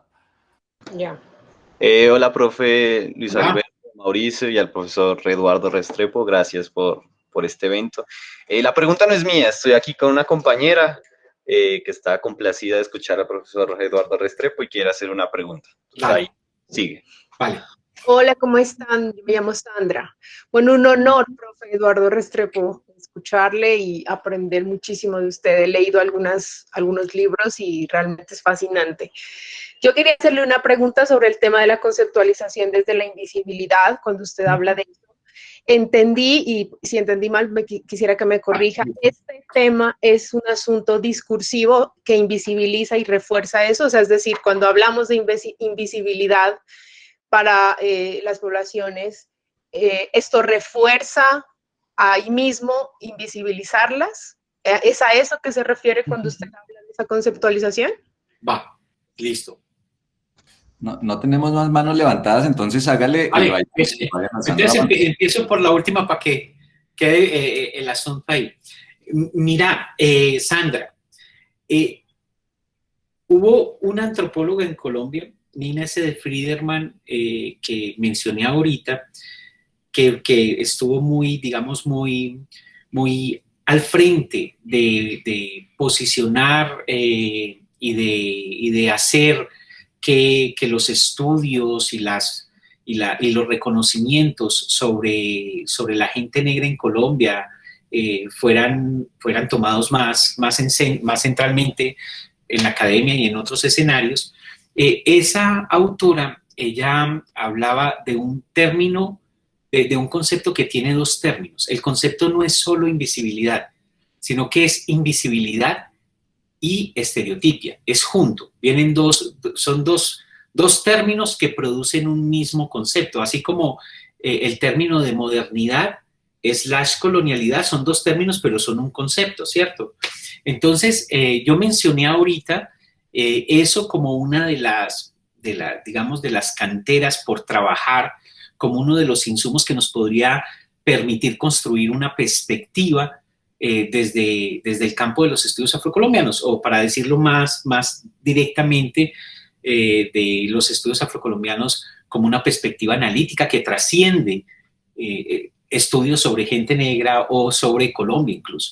Entonces, la autora es Nina S. de Friedman, la que yo mencioné. Ahora, yo siento que Nina no se detuvo en una teorización como nosotros entendemos la teorización, sino que ella usó invisibilidad y estereotipia, y mucha gente, incluso todavía hoy, alguna de las organizaciones negras o afros, hablan o recogen la parte de invisibilidad, ¿sí? De la invisibilidad de las poblaciones negras. Entonces, ¿a qué se refiere Nina? Y yo cómo veo que podríamos trabajar esta cosa. Nina se refiere a que no hay en la antropología de su época, la antropología no tenía estudios y no consideraba incluso algunos antropólogos que estudiar poblaciones negras era antropología. Entonces había como una borradura de la presencia y del conocimiento de estas poblaciones en las ciencias sociales, pero concretamente ella estaba hablando mucho de la antropología, ella era antropóloga. Entonces, la parte de invisibilidad es que hay una borradura. Y estereotipia es que cuando aparecen desde caricaturizaciones. Hay una borradura y una caricaturización. Entonces, cuando aparece el negro, aparece como esclavo, o aparece en el folclore, o aparece limitado a una serie de estereotipos racializados del asunto. Entonces, para Nina, invisibilidad y estereotipia tiene que ver con un dispositivo, aquí es lenguaje mío, o sea, eso no lo dice, un dispositivo digamos, de borrar en la historia de la nación, de borrar en la inteligibilidad de lo que somos esas improntas, esas presencias, esas existencias, esas trayectorias de los africanos y sus descendientes, y una presencia muy, muy caricaturizada, muy de estereotipación, y que yo diría que mucho de lo que se habla como de nombre de las comunidades negras es estereotipado. O sea, la idea de comunidades negras es un gran estereotipo que los académicos produjeron y que los activistas reproducen y que el Estado se queda ahí en esa cosa. Entonces, a mí me parece que es muy potente la idea de invisibilidad y estereotipia si la ponemos en clave de lo que trabaja Stuart Hall con la idea de la representación. Para Hall es el concepto de representación, y con la idea de Hall de que dentro de la representación hay la racialización implica una desmentida e implica una marcación, él lo llama estereotipificación de unos otros racializados. Y incluso él trae la noción de fantasía de Lacan. Entonces, yo creo que por ahí es algo que hay que trabajar. Yo no lo tengo, digamos, no te podría decir, en este texto está, pero creo que ahí hay una cantera, una posibilidad de ahondar y de trabajar en la vinculación de este término de invisibilidad y estereotipia. Y me parece muy potente lo de estereotipia porque cuando aparece, las presencias son presencias caricaturizadas. Entonces no es simplemente que no están, sino que cuando están de una manera muy caricaturizada. Creo que eso es una invitación a pensar, y si le metes a Stuart Hall a eso, me parece que, wow, puede generar un montón de cosas muy, muy valiosas. Ahora, lo que pregunta María Fernanda, mira, los que vivimos, yo estaba grande cuando pasó lo de la Constitución Política del 91, desafortunadamente, pero en los años 90, todo este trabajo no solo de antropólogos, de arquitectos, ya mencioné varios, como Jacques April y Gilma Mosquera, de sociólogos, he mencionado un montón a Fernando Urrea, pero ahí había otra gente, en la Universidad del Valle, en la Universidad Nacional, en otras partes, de historiadores, incluso historiadores que venían desde el costado, desde esa escuela de Germán Colmenares, antropólogos y un montón de gente, y algunos colombianistas. O sea, ahí, por ejemplo, Arturo Escobar fue importante, Peter Wade siempre ha sido como una voz que ha contribuido, ha estado. Nina Anne-Marie Lozón es inspiradora en muchos sentidos para muchos de nosotros. Entonces, en los años 90 lo que se estaba dando era una transformación, no solamente en Colombia, sino en el mundo, de cómo entendíamos la política. Y mucha gente ha hecho estos análisis de que la política entendida como lucha de clases, la política entendida como una disputa con respecto al Estado, como un asunto de transformación social radical, se estaba abandonando en términos generales y estábamos desplazándonos hacia otra noción de lo político, donde los movimientos sociales, el asunto de los derechos, las políticas de la identidad estaban adquiriendo una mayor centralidad. No es que antes no estuviesen, sino que estaban adquiriendo una mayor centralidad. Entonces, en ese cambio epocal, el giro al multiculturalismo y la emergencia de la cultura, la tradición, la diferencia, el nosotros no occidental, todas esas cosas que después van a adquirir ciertas dimensiones muy fuertes, estaban sobre la mesa. Entonces, todo lo que hacíamos en esa época, lo hacíamos además en conversaciones tú a tú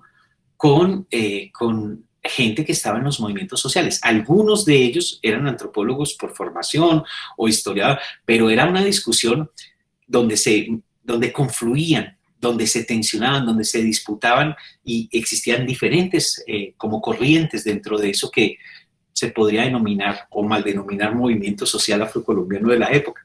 Entonces, cuando tú me preguntas por la dimensión política, yo siempre pensé que eso era un asunto que no se limitaba a cuestiones académicas. Siempre estábamos pensando el asunto en términos políticos y algunos desde vertientes más liberaloides, más liberales de políticas públicas, pero otros estaban muy esperanzados, sobre todo en esa época, de lo que podrían propiciar y lo que podrían generar estas organizaciones de base, como también se las conceptualiza, desde lo local acuérdate que eso fue antes de la guerra en el Pacífico colombiano y eso fue antes de la implosión de los cultivos de coca, del narco, o sea, es otro Pacífico colombiano y habían esperanzas. Yo creo que Pardito puede ampliar esto más que yo, esperanzas de lo que podía suceder con esos procesos lugarizados y desde abajo en esos términos. Entonces, para responderte muy claramente, o sea, muy concisamente, siempre tuvo que ver con la política. Y con una política que estaba en proceso de, digamos, en un quiebre global, pero en un quiebre también en Colombia que se puede expresar en cosas como el giro hacia el multiculturalismo, que hoy podemos ser muy críticos de cosas que se dieron ahí, pero ese momento era profundamente esperanzador en muchos sentidos, ¿cierto? Eso por un lado. Ahora, ¿qué recomendarle a los jóvenes antropólogos? No le crean a los profesores, no le crean a las vacas sagradas, nada. Lean de todo, lean en todas las direcciones. No caigan en los patrioterismos disciplinarios.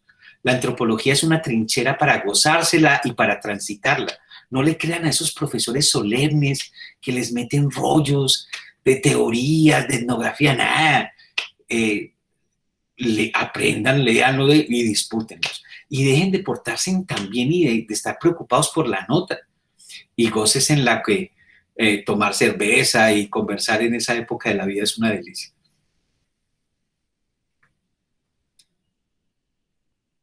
Muchas gracias, Eduardo. También te quería comentar algo porque mi última pregunta iba dirigida, porque yo ya te había escuchado en un podcast, me encantan escuchar podcasts, te escuché en el de Acan, sí, que es La Parla, creo que se llama. Entonces ahí hacías una crítica fuerte a la antropología de ahora y a este mundo laboral que yo ya casi, o ya estoy como metida ahí.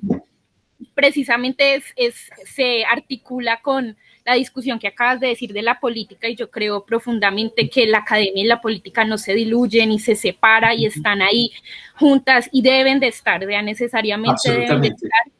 Y ahí entonces tú haces una crítica muy fuerte a la antropología de ahora y hablabas de las redes, ¿no? Porque pues no conozco mucho de Lacan, ni del ALA, ni nada de eso. Y ahí tú hablas, pero en ese podcast no se profundiza mucho. Y es la de hacer redes con los mismos antropólogos, antropólogas, con la misma gente, que la antropología, bueno, salga del aula, que no sé, sea esta conversación profesor y alumno como en una relación de poder. Entonces ahí también iba como dirigida mi pregunta. Mira, y como María Fernanda, nosotros tenemos que ser más anarquistas, hay que leer más anarquismo, claro, sí. y hay que apropiarse más de las herramientas teóricas y políticas del anarquismo. Yo siento que la antropología en Colombia y en América Latina, hasta donde la conozco, ha caído en una gran trampa. Es una trampa que la vimos nacer, la trampa, digamos, de los entramados de la burocracia académica. Casi todos los profesores o colegas que están en la universidad se pasan más tiempo en reuniones huevonas, en llenarle formatos tontos a la burocracia y en estar preocupados por producir el último paper, por producir un paper que salga en una revista que les cuente, para que les suban el sueldo, para que no los echen o para que la universidad... Entonces, yo creo que se ha perdido como el horizonte de lo que constituía, digamos, la razón de ser de lo que significaría ser un profesor universitario. O sea, lo que menos hacemos en la universidad es enseñar, y cuando lo hacemos, muchos colegas lo hacen braviados y además porque no les así refunfuñando. Muchos otros son apasionados, pero acá son los menos. Entonces, pues en ese podcast estaba yo hablando un poquito más de esa desesperanza, de esa desilusión, de cómo el establecimiento académico contemporáneo ha matado ese espíritu en la docencia, ese espíritu en hacer antropología sin los ritmos, premuras, ansiedades de las burocracias académicas. Entonces, eso estaba trabajándolo en ese podcast y en el mundo profesional, además porque la antropología en el establecimiento académico es la minoría.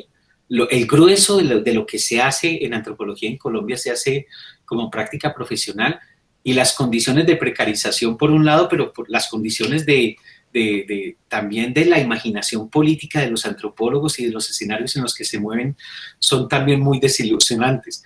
Entonces, yo tengo una lectura muy pesimista del asunto, pero yo estoy viejito, yo estoy de salida, y yo creo que tú deberías producir tus miradas, y esas miradas, si las alimentas y las originas con teoría anarquista, te van a servir un montón, porque cuestiones como trabajar desde lecturas más autogestionadas, autónomas, Claro, horizontales, cuestionar el autoritarismo epistémico, el patrioterismo disciplinario. O sea, lo peor que pueden tener los antropólogos son esa lectura nacionalista, patriotera de la antropología, como si fuera el principio y el mundo el principio y el fin del universo, ¿no? A la antropología hay que gozársela, hay que traerla, llevarla, contaminarla, hacerla impura con otras cosas. muchas gracias, Eduardo. De nada. Girson David tenía la mano alzada, no sé, Edison Andrés. Profe, buenas tardes. Disculpen si de pronto no puedo organizar mis ideas al preguntar, pero quisiera preguntar tanto al profesor Eduardo y como usted también, profe, de revista Antropología y Sociología, Viajes, ¿por qué hoy en día no se le da como tanta visibilidad a la antropología, puesto de que sabemos que es una ciencia, aunque siempre como hay como un debate en que si es ciencia, en que si no, pero quería como dar esa pregunta y quisiera como una respuesta más clara de por qué no se le da tanta visibilidad a la antropología, porque yo creo que los que nacemos con esto es una vocación de ayudar también a la cultura, de fomentar la riqueza entre las sociedades. Entonces, ¿por qué no se le da como esa visibilidad, esa importancia? Siempre tenemos que ser nosotros como desde un punto casi, ¿cómo le digo? Como desde entre una cueva o entre una parte, y el gobierno como que no apoya tanto esto. Mejor que no nos apoye el gobierno, y mejor que no nos contrate. Mejor, podemos hacer cosas más chéveres. Mejor. La invisibilidad no es negativa siempre. Estar en las sombras es positivo muchas veces. Y gran problema del no reconocimiento y de valoración de la antropología son los antropólogos. Qué pereza sus colegas todos. Hay un montón de gente sacando basura y que esos testólogos, ¿para qué? ¿Y qué hacen otros? No van a hablar huevonadas de los indios. Entonces, no sé, yo creo que también da otro muy responsable. Pero no es tan mala idea, que que el gobierno no nos apoye. Eso puede ser una cosa muy, muy interesante. Ahora, si uno quiere, si la antropología es un trabajo como para que a uno le paguen, entonces ya eso es otra conversación. Pues yo diría, qué pena volver a interrumpir. Dale, no, sí. No lo veo de pronto como un trabajo, sino como una vocación, una profesión, ¿sí? Algo que le aporta a la sociedad, porque vemos que hoy en día la sociedad ha decaído mucho. Están los conservadores, están los liberales. Entonces siempre entre ellos dos van a ver como que van a limar asperezas y nosotros siempre vamos a estar ahí, bueno, no es así o es así, queremos que las cosas se lleven a un buen punto, a un buen término. Claro, una línea de pensamiento con lo que dices, los antropólogos y las antropologías, en términos políticos, hay un montón de antropologías conservadoras, hay un montón de antropologías liberales. O sea, yo creo que estás tocando el punto fundamental. La antropología no es una exterioridad de la sociedad, ni es una exterioridad de los conservadores o de los liberales. Y de pronto no es tan mal negocio que no estemos tan bien posicionados con respecto al Estado. Por ejemplo, la antropología mexicana está profundamente estatalizada y todo, y yo no creo que eso sea muy bueno, digamos. Entonces, yo creo que lo interesante, Gilson, es pensar, bueno, en términos de posicionamientos éticos políticos, ¿cuáles las antropologías que a mí me permiten hacer cosas en el mundo y me permiten también gozar en el mundo y hacer sangrar el mundo, y cómo la combino con otras cosas, cómo la contamino con otras cosas? Nunca se queden con la antropología sola, nunca. Profe, perdón, yo diría que se volvería contraproducente donde el gobierno de pronto nos colaborara con la antropología, porque ya se volvería algo político. No, pero la antropología es política siempre. Profe, pero si usted me dice que la antropología es política... No, lo que pasa, mire, yo creo que uno de los problemas es que hay un montón de gente ahí no sé, no voy a hablar mal de los colegas. Yo creo que además no hay que traer la antropología, no hay que endiosar la antropología, apoquemos la antropología, incorporémosla, hagámosla una parte, una cosa, pero no encorsetemos lo que eso puede significar. Es uno de los elementos, así como la salsa. A mí me gusta la salsa, tal, y yo vivo la salsa, y me gusta el ron, y entonces la antropología hace parte de la vida, y lo importante es lo que yo hago en la vida. Y además leer antropología para ser un personaje conservador y tener relaciones conservadoras y todo eso, pues esa plática de perdido. Profe, de todas maneras, muchas gracias. No, está bien, Jess. Gracias a ti. Listo, voy a dar la palabra a 3 personas, hacen las preguntas y después va el profesor Restrepo. Entonces, Edison, luego Natalia y después Juan José Gallego. ¿De acuerdo? Edison. Hola, buenas tardes, profe, un gusto saludarlo.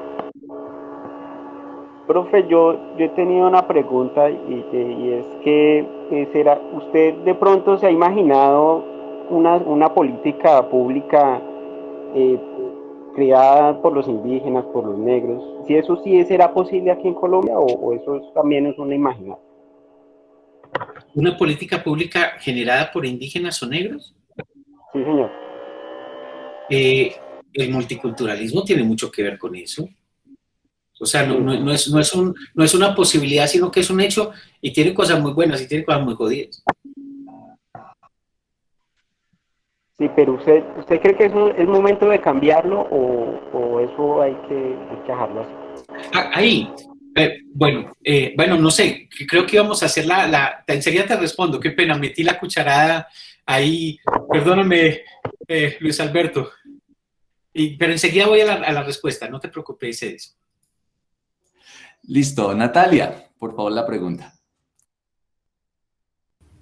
Buenas tardes, profesor Eduardo Restrepo. Mi nombre es Natalia Español, yo soy estudiante de antropología de la Universidad Externada. Y bueno, pues mi pregunta va encaminada más apuntando como a tu ejercicio, a su ejercicio pues antropológico.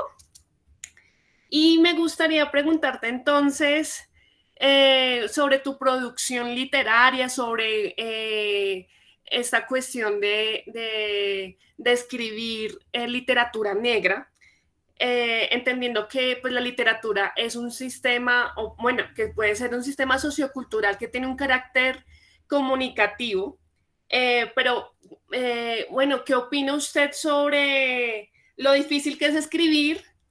O sea, ese posicionamiento de tener literatura negra en un país donde el consumo, cómo es el consumo, qué tipo de consumidor hay, qué tipo de mercado hay en la literatura negra, cómo ha sido su proceso, por ejemplo, cómo funcionan los textos literarios negros en la sociedad, hablando cuando pues hay muchísimas cuestiones de racismo o simplemente del mercado, que ahí no hay una visibilización precisamente de lo negro, como que hay una censura, ¿no? Esa es mi pregunta. Listo, muchas gracias Natalia, Juan José y ya el profesor Eduardo. Diga Juan José. Ah, no va a ser la pregunta. Entonces yo meto la mía, ahí rapidito, a ver de contrabando un poquitico, pero solamente es a ver si nos alcanza a hablar de las necesidades que usted ve en los estudios afrocolombianos, para que nos deje antojados.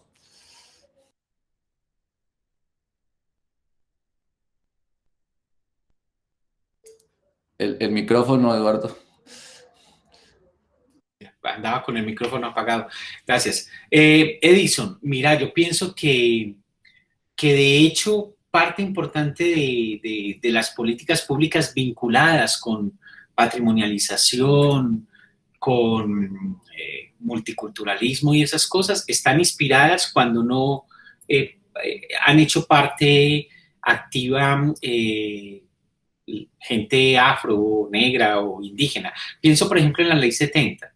La Ley 70, si vos le preguntas a muchos activistas negros, lo ven como un logro que ellos tienen y como casi que un gol que le hicieron al Estado, porque hubo un proceso, digamos, de una comisión especial donde la gente confluyó desde diferentes ríos y hay un proceso ahí muy interesante de cerca de un año donde eso se consolida. Entonces, yo diría que hay algunos ejemplos, por lo menos Ley 70 diría yo, de presencia de improntas negras o afros en la política pública, sí.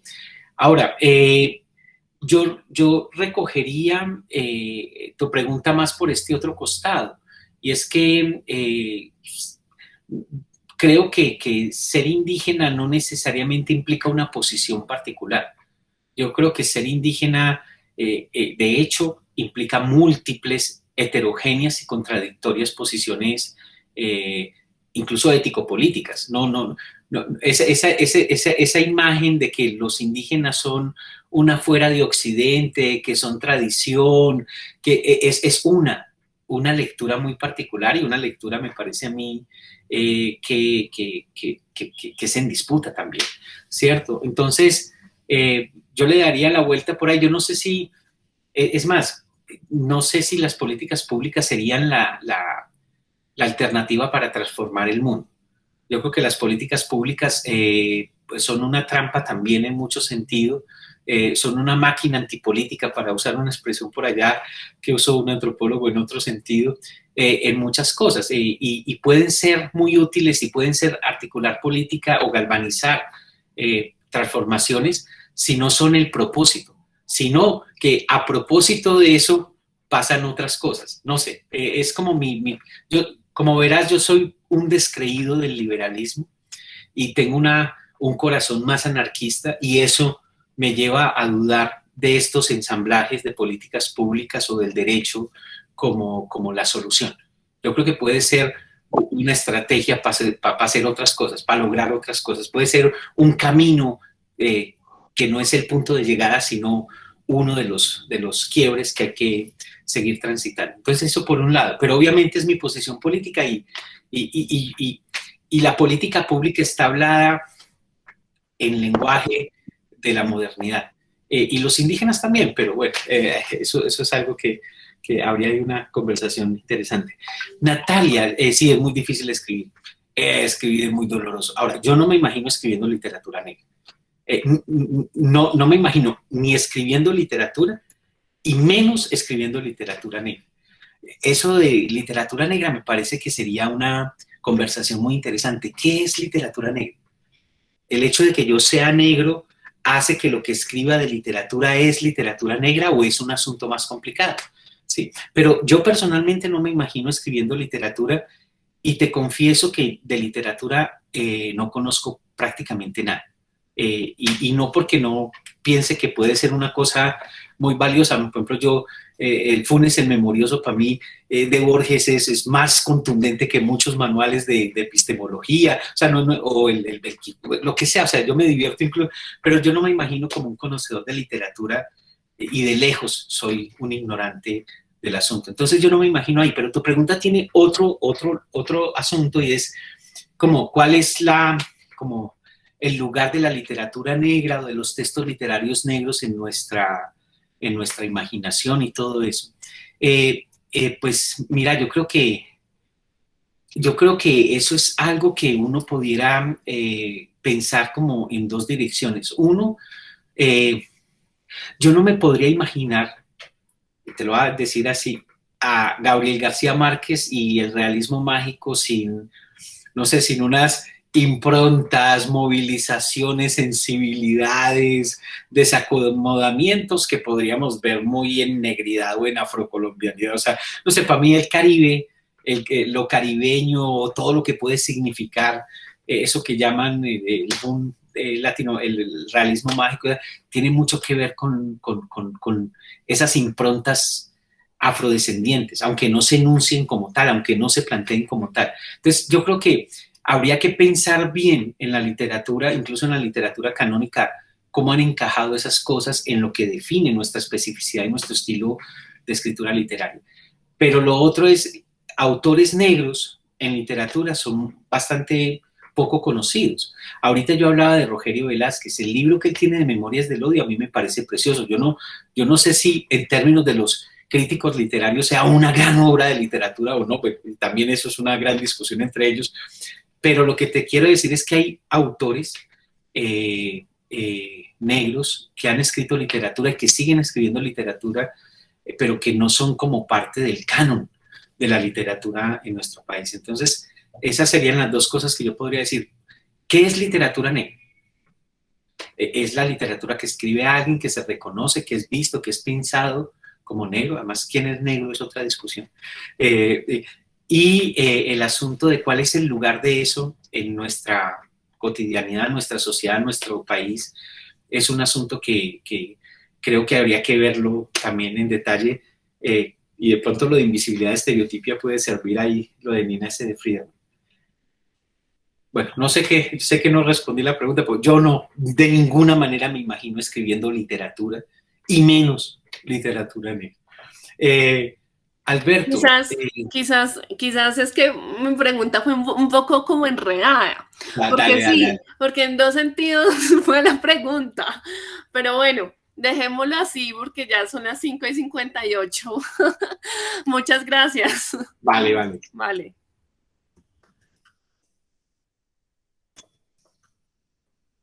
Perfecto, no es que tengo una charlita ahorita a las 6. Alberto, me preguntabas por cuáles son como los debates o las perspectivas. ¿Cuál es lo que...? No, las necesidades, ¿para dónde usted ve? Bueno, yo lo digo grandes así. Una necesidad tiene que ver con romper ciertas prenociones de lo que es lo negro y de lo que son las poblaciones y las contribuciones de la gente negra en Colombia.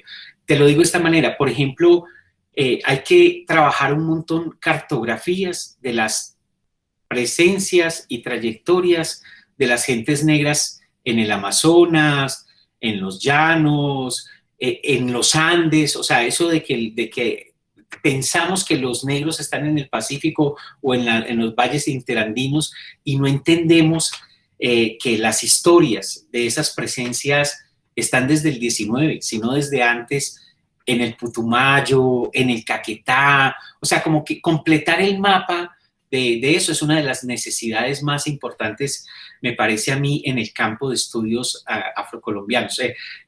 Complejizar la idea de que lo negro no es simplemente el Pacífico, así para decírtelo de una manera muy... Lo otro que tenemos una necesidad muy importante es romper con el isoformismo raza, cultura, etnicidad. O sea, todavía incluso en el campo se confunden los registros de lo racial y la racialización con el de la cultura y la culturalización. Entonces, incluso en el campo hay gente que habla de la cultura negra o cultura afrocolombiana, que eso es una babosada. O sea, en el mejor de los escenarios habrían muchas, ¿sí? Pero entonces esa relación entre marcaciones raciales, racismo, el hecho de que haya unas corporalidades y unas geografías racializadas y la dimensión más cultural y más ético-política del asunto es otra de las grandes necesidades que tenemos que trabajar en el campo de estudios afrocolombianos. Una tercera es una cosa que se llama la Cátedra de Estudios Afrocolombianos. Yo creo que esa es una trinchera fundamental que está producida en la política pública, para darle razón ahí a Edison, que nos permitiría implosionar desde la formación en los colegios los sentidos comunes racistas que habitan la educación, que habitan nuestra concepción del mundo. Entonces, creo que esa es una gran necesidad. Trabajar en una clave donde la Cátedra de Estudios Afrocolombianos no sea folclorización y no sea pensada que eso es para los negros de los colegios, sino como una estrategia de implosionar, como una estrategia antirracista en el imaginario y en el sentido común de la nación colombiana. Esa es una tercera necesidad. Una cuarta, pero esta tal vez puede ser la primera, es, bueno, tenemos que desacademizar los estudios afrocolombianos. Yo creo que hay que hacerlos más un asunto de un proyecto intelectual y político y menos un asunto vinculado a estructuras o a institucionalizaciones académicas. Yo creo que si ese campo se sigue academizando tanto, va a terminar siendo muy empobrecido. Y creo que esto está conectado con la idea que iba a traer ahorita de, bueno, y tenemos que tener más voces, más voces y más tensiones en este campo, y esas voces y esas tensiones no simplemente pasan porque haya más gente negra, porque es que una persona negra no representa la negridad. O sea, un hombre negro que creció en Quibdó, en clase media, no es la experiencia de un joven negro que está en Puerto Limón, en el Putumayo, o menos es la experiencia de una marica en Yoró, negra y pobre. Entonces eso de que tenemos que pluralizar, complejizar, traer en tensión muchas voces, incluso unas voces que se paren desde la afrocolombianidad o desde el locus de enunciación de lo negro, hay que hacerlo, y hay que hacerlo en tensión, no simplemente decir que los negros pueden hablar sobre los negros simplemente porque es una cosa que tiene muchas, o sea, alguien negro puede hablar sobre el universo, la física, sobre otras sociedades, sobre otros problemas. El ser negro no lo limita a pensar cuestiones de lo negro, y cuando yo hablo del campo, yo estoy pensando el racismo como una cosa que invita y convoca a todo el mundo. O sea, el racismo es un problema de todos, no es un problema de los negros, por ejemplo. Entonces, no sé, esos son como 4 grandes necesidades en el campo, y ojalá no se meta mucho el gobierno y ojalá no nos dé mucha plata.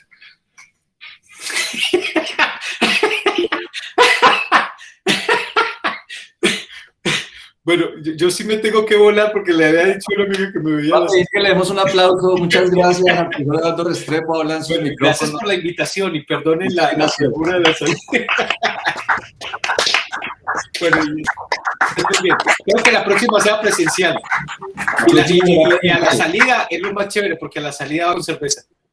A la salida seguiremos hablando. Bueno, Entonces, listo. muchísimas gracias, Eduardo. Bueno, hasta luego, con todo gusto. Hasta luego. Chao, Vale. pues. Chao, chao, gracias Eduardo. Con todo gusto. Bueno. Oyo, oyo, oyo, oyo, oyo, oyo.